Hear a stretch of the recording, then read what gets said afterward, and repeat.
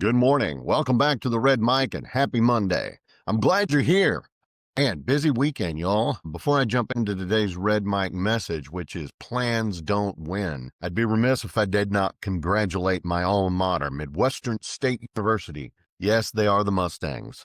They'll always be the Indians to me, though. But Midwestern State University's soccer team won the national championship in Division II soccer. And they always had a great soccer team when I went there. I went to exactly one soccer game the entire time I went there. I had fraternity brothers who played and stuff like that. And I literally fell asleep. I got bored. So, it's not for me, but that doesn't diminish the accomplishment.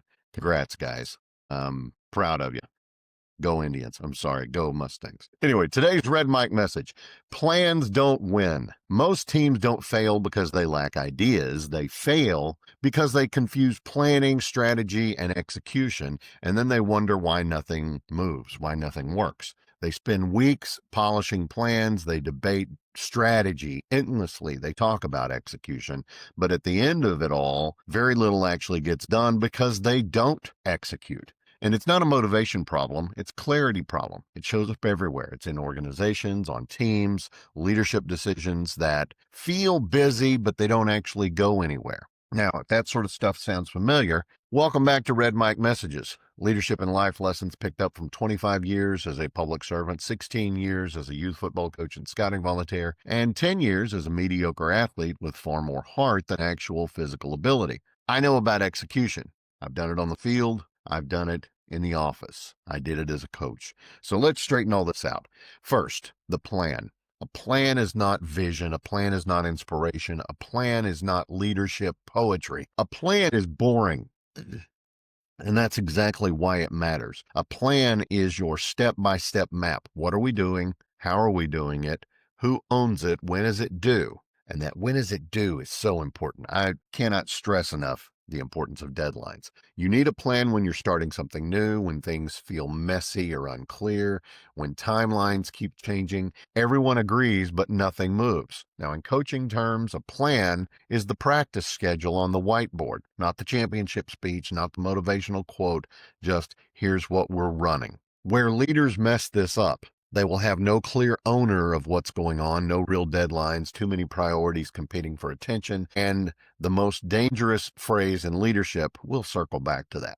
A plan that never gets updated is not a plan, it's a comfort blanket. Second, strategy. Strategy is not a slide deck. Strategy is not buzzwords. Strategy is deciding what you're not going to do, and it answers these three questions. Who is this really for? What problem are we solving? What move matters most right now? And of course, you need strategy when time is tight, resources are limited, you're working hard but not seeing results, because strategy will focus you.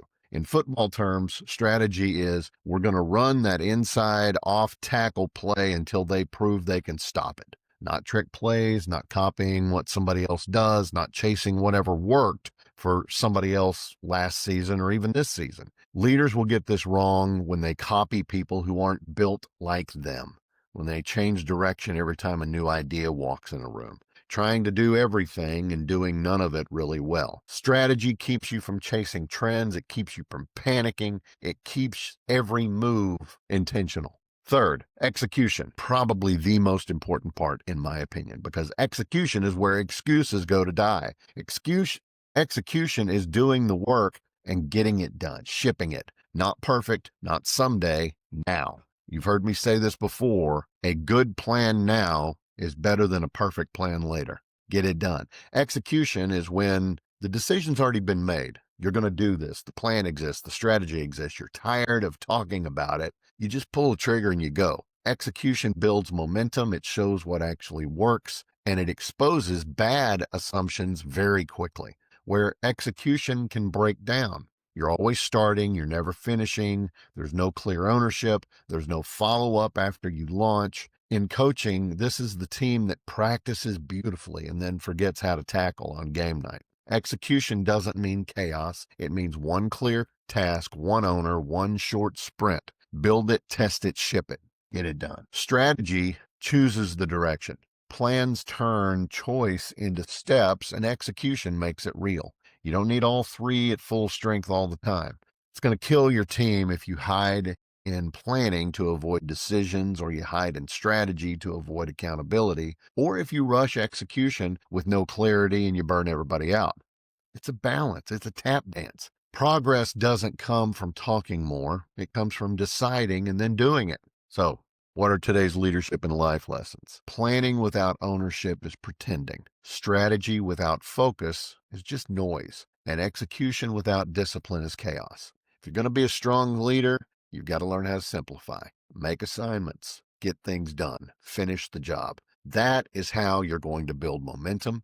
That's how you're going to build trust with your team members. And that's how teams stop spinning and start moving. And that's today's Red Mike message. I hope it was helpful, and I hope it's something you can actually use, not just something that you nod at and scroll past, but something you put into practice in real life. If this hit home, do me a favor, like it, share it, follow along, drop a quick review. Every one of those is going to help these Red Mike messages find someone who might need it today. Speaking of people who needed it, was very glad to spend some time with one of my clients this weekend, Dr. Greg Johnson. Now, Dr. Greg Johnson, he's the originator of what you might have heard of. It's called the ring dinger. It's a chiropractic technique. Most chiropractic techniques, they go, on your back like that.